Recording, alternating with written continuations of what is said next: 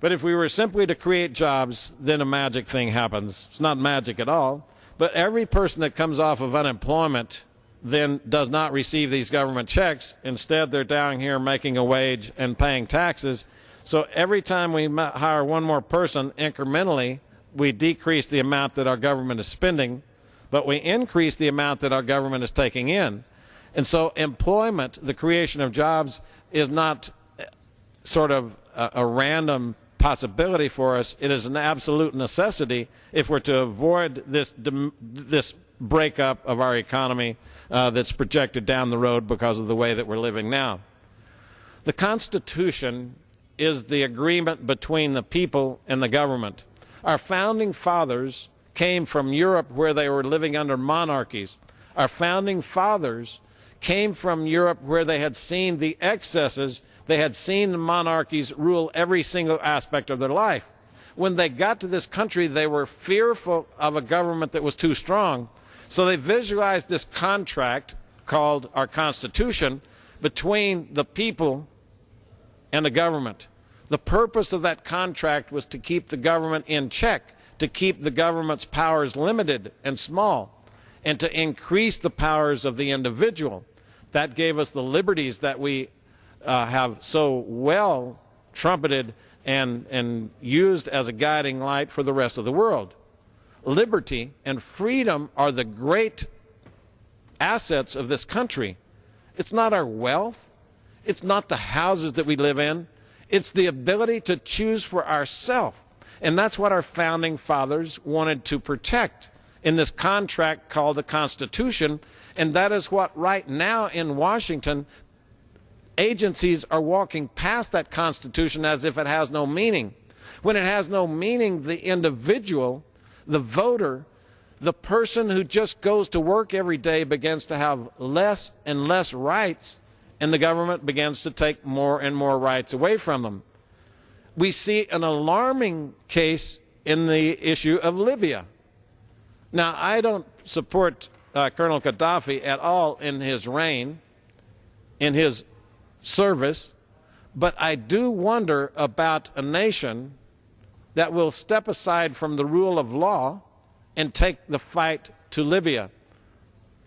We have in this country an act called the War Powers Act, which describes circumstances that say there are issues when a president might be able to want to commit troops, but our Constitution doesn't quite give him the right without congressional approval, but we're going to allow it in certain instances, and then he can come back to Congress for approval. Just last week, we heard the administration, Secretary Clinton came and addressed members of this body, and Secretary Clinton said that they had fully complied with the War Powers Act. Now, that's untrue because there are three very definite requirements for the War Powers Act, and we're not facing any of those. There were no U.S. soldiers that were attacked. The president said, with all respect, he said that this country is different. Well, this country is different because we have a rule of law and we have a constitution and we abide by it and we transport freedom. And when we begin to walk away from that freedom, then we walk away from the essence of the country. So he committed troops from the U.S. into actions in Libya with no clear and apparent reason, with no constitutional basis for doing it, and even the rule of law was simply ignored. If they were using the War Powers Agreement, which Secretary Clinton said that they were, in order to justify this action, then the War Powers Act actually says that they should come to Congress within 60 to 90 days. 60 days under one circumstance, but we could extend it for another 30. She said they have no intention of coming for 60-day authority, that they are well within their rights to accomplish the actions. So by itself, it would be alarming. But when you put it into context of agencies who are willing to create de facto wilderness in the roadless rules of our forest, the agencies that are willing to say we're going to create wildlands, that is, de facto wilderness without congressional approval in the BLM, and now we're going to go to war without complying with the Constitution or with the laws that are on the books of the land, Now then, that should be an alarming trend no matter which party you're in. Now then, this is about America and that essential agreement between the people and the government called the Constitution. The rule of law is what differentiates this country from other countries. The rule of law is what protects the rights of citizens. The rule of law is the essence of what made this nation great, because the government cannot come in and take private property from individual citizens. They can't just go out on their own and begin to make rules. And yet that's what we're finding is happening at an alarming trend right now. The downside to all of that is economic. You can say, well, I'm not much interested in all that constitutional stuff and the founding fathers. That might be possible. But you cannot not ignore what is going on in the personal lives of individuals right now, struggling with the economic situation that is cast on them by decades of spending in Washington that is beyond our ability to sustain. If we're to look at this debt, this $15 trillion in the barrel, it's instructive for us to consider how that debt originated. You could take the time from George Washington up to President Bush, and we accumulated in that George Bush II. You can say that we basically accrued about $5 trillion debt in that whole period of time from George Washington up until President Bush II was sworn in.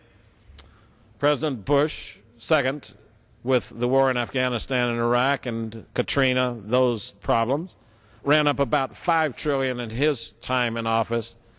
So almost the equivalent in 8 years what we had done from the founding of the country. But then in the 2.5 years since President Obama came in, we've now bumped it up almost another $5 trillion. So we see that this filling of the debt barrel is now accumulating at a much more rapid pace, which simply means that our economy is going to fail at a period closer to us, not one further away from us.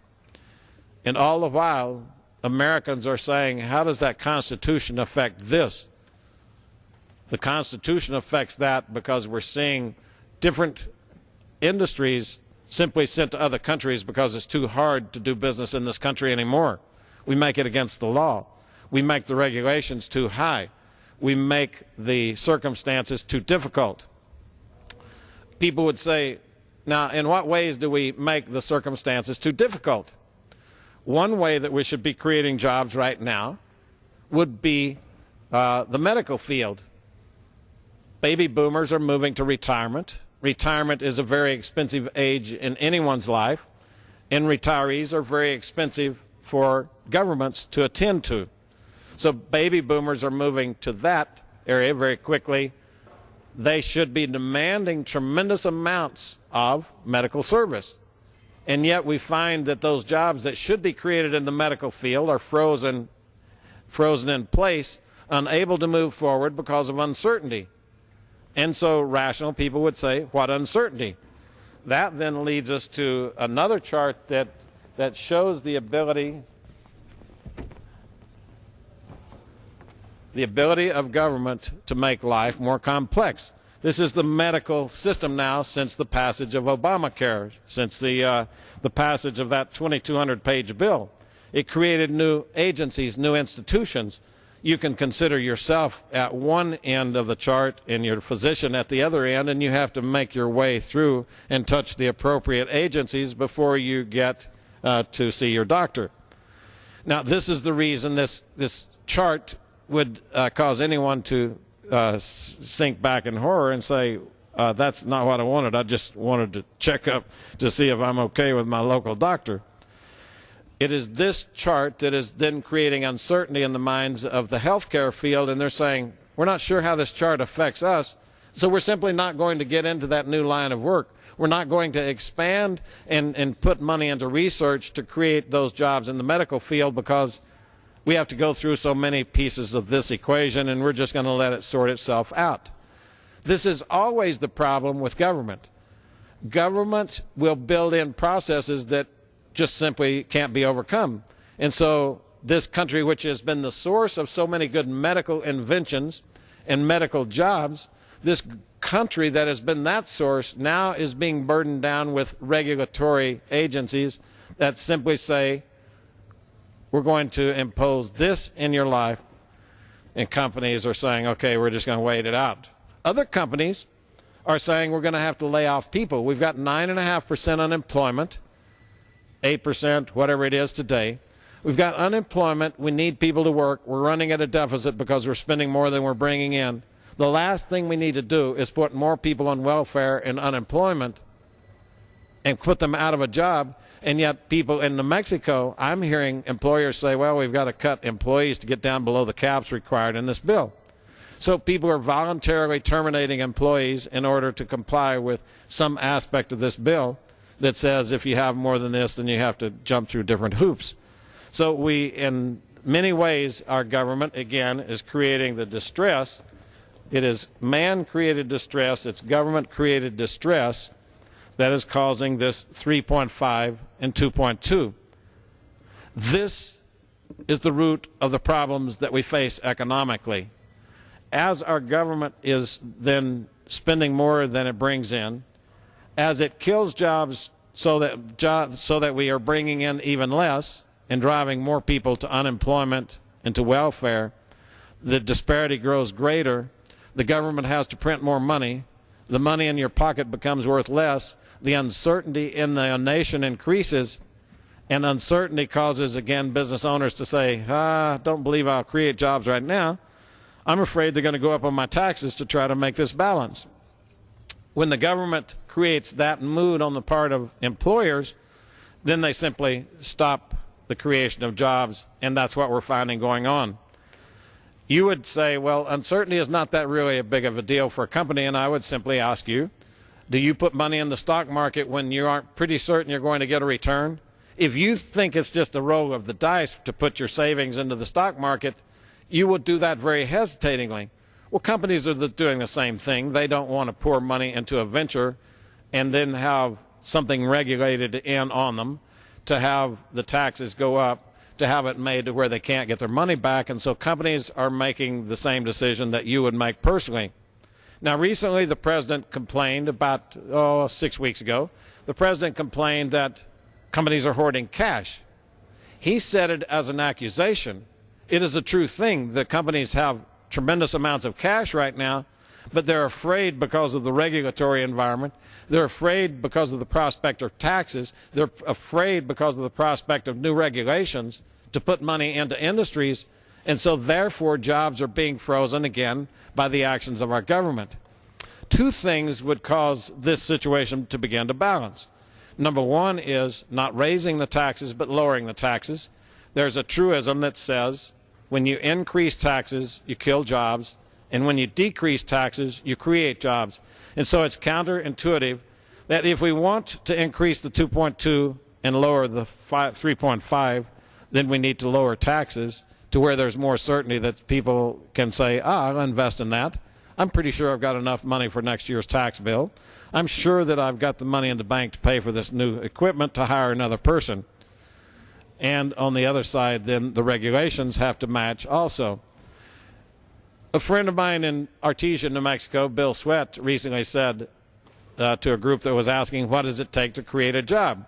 There's all this speculation in Washington. What does it take to create a job if we want to increase the 2.2?